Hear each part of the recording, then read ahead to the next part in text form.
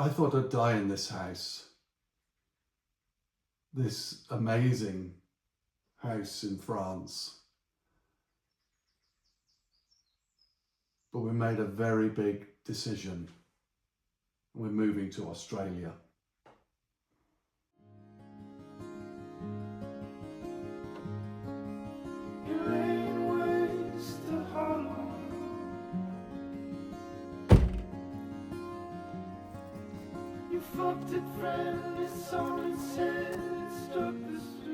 I love this car. I love everything about it. It's my favourite Jaguar colour. It's my 5th Jaguar in this colour with the same light beige leather. I love the engine. I love the feeling I get from being inside it. It's reliable, it's fast enough, it's bloody comfortable. And I'm going to sell it. That makes me really sad. Why am I really sad? Why am I selling it? Because Lieselle, my wife, and I are moving to Australia. We're selling our beautiful home, our wonderful Wrangler, classic Range Rover, classic Porsche Targa. But of all of those, this place in France and this magnificent machine will be hardest to say goodbye to.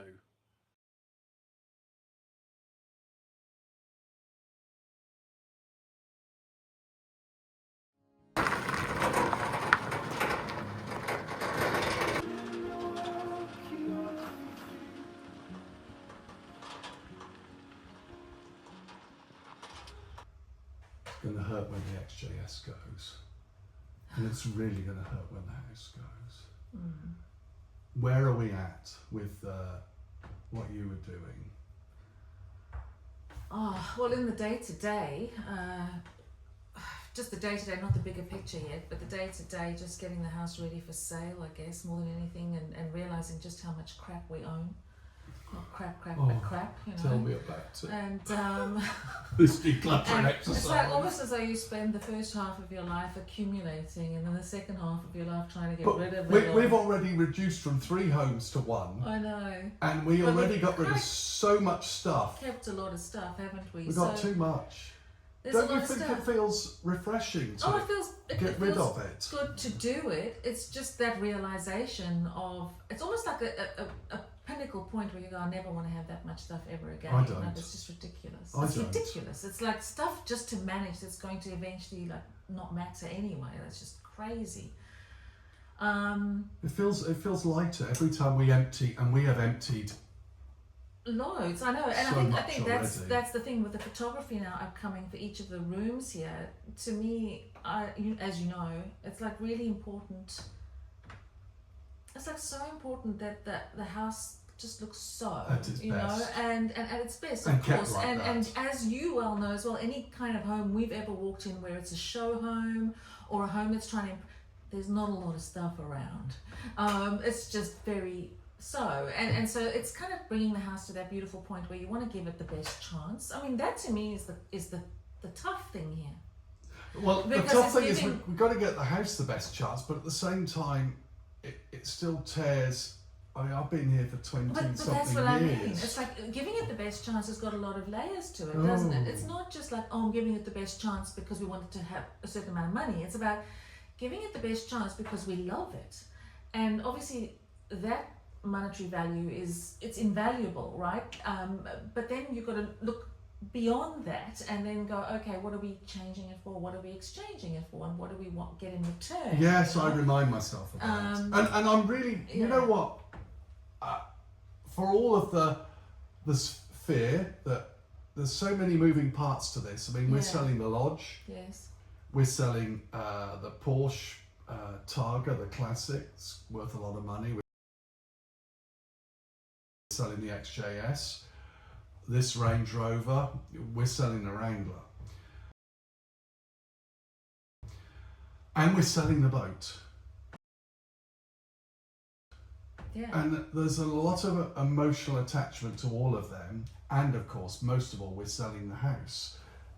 That's so many moving parts. And I've applied for the visa. Yeah. So to slot into place before we could even buy anywhere else. So we could easily be without a house for a while. Yeah, and I think that's also what's making things a bit overwhelming maybe at this point as well. Is like, or maybe in some ways also, whilst it's overwhelming, it also balances you out, because whilst there is the emotional thing of getting rid of stuff, there's also the logistics of having to organize other things. For example, you know, what are we taking with us? Yeah. And the container. what is the process that we are following to establish what we're taking The with cats. us? I mean, obviously, yes. So, but like, I mean, like from the stuff around us in the house here, you know, we have picked these things deliberately. So it's not things that we just go, oh, well, it doesn't matter. It does matter. These things have mattered to us.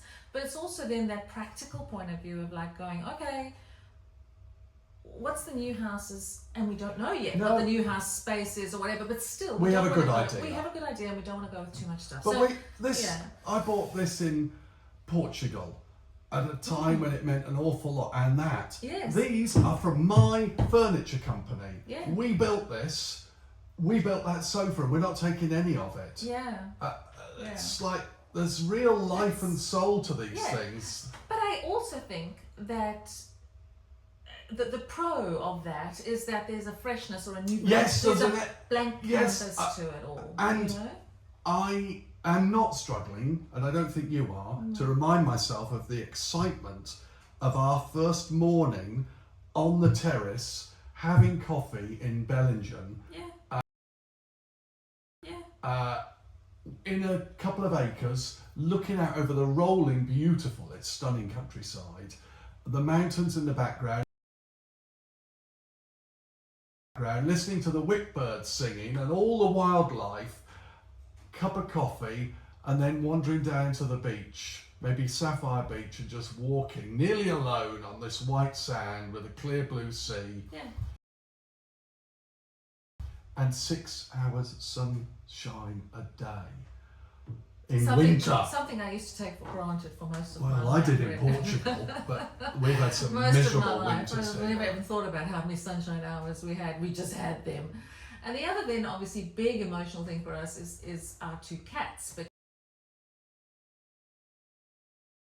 Because obviously the cats are part of our little family. And there's there's this thing of like, you know, what do we do about this? And it's not about the expense, because I think we would both go, well, the expense is worth it. care.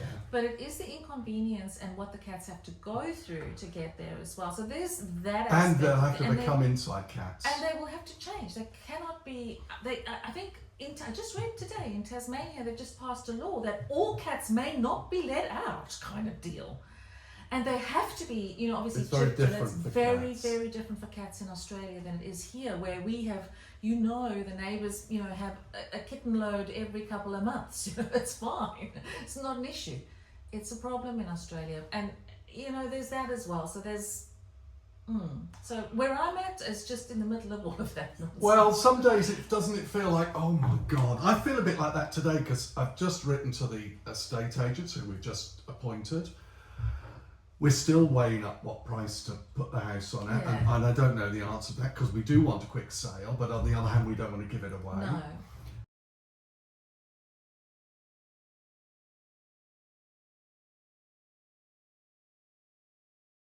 I've sent them the information and made the appointment with the notaire to start the whole thing going with the paperwork on it, and that's complicated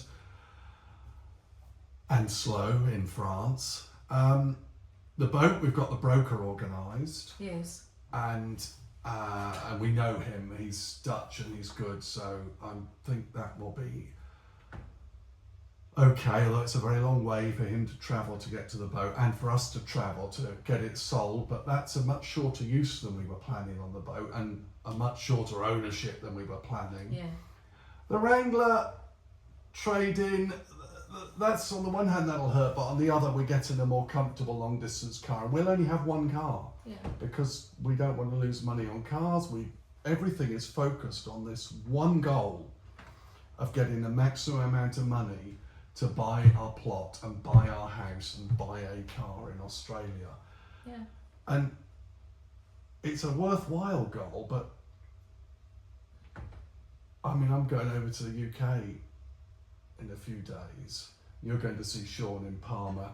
Your boys are moving to Australia. My youngest might move to Australia, but he may well not. And all my family are in the UK, and I know I'll come back for a month, once a year. But that's that and the house. A lot's happened to me in this house. Yeah. A lot's happened here. Some chapters of life close slowly, one choice at a time. Cars are sold, boats will go, houses change hands, and somewhere ahead, a new life is waiting.